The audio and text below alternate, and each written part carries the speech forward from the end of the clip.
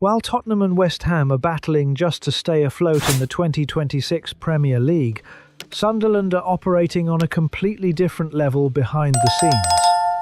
This isn't a club reacting to pressure, it's one planning ahead. As they prepare for the next test against Roberto De Zerbi's Tottenham, there's a clear sense this is as much about reflection as it is preparation.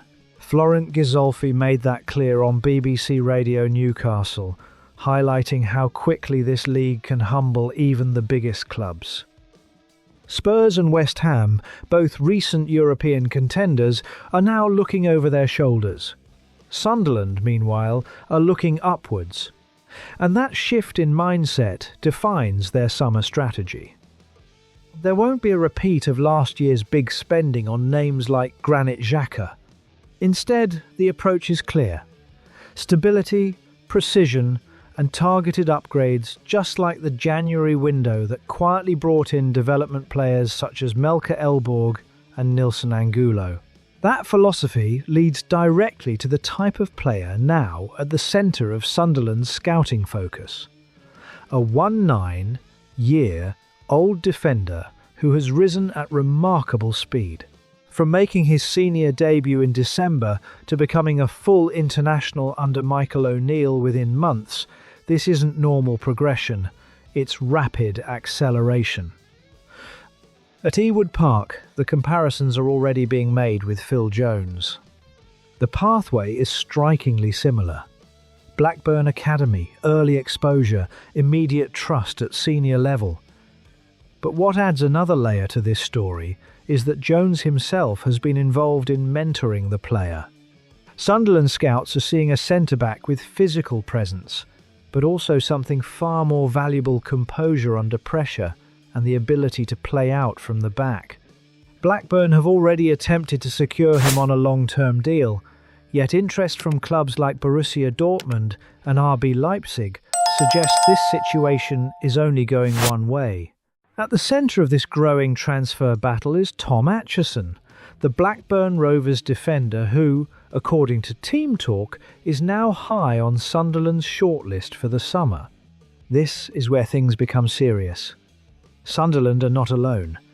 Newcastle United and Everton are also monitoring him closely, while clubs such as Napoli and Atalanta are watching from across Europe. For Sunderland, this is more than just another signing. Atchison represents the clearest example of the Ghisolfi model: low initial cost, high ceiling, and the potential to both strengthen the squad immediately and become a valuable long-term asset. It's the type of deal that underpins sustainable success in the modern game. What strengthens Sunderland's belief is the backing of Michael O'Neill. He's been clear in his assessment, describing Atchison as a big player, not just physically, but in terms of attributes that translate to the highest level. Strength, pace, and, crucially, composure. He noted how opponents targeted him early on, testing his inexperience, but instead of fading, he grew into matches, showing maturity beyond his years. That's exactly the profile Sunderland are targeting. The challenge, however, is clear. Blackburn know what they have.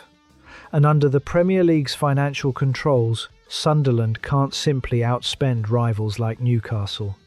What they can offer is something different, a pathway, the chance to become central to a project that is rising, not stabilising. So now the question turns to the supporters.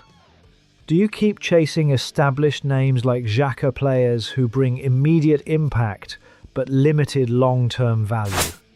Or do you fully trust this model, investing in someone like Atchison who could be worth £80 million in a few years? And more importantly, are Sunderland ready to go head-to-head with Newcastle again and win a transfer battle that could shape the club's future?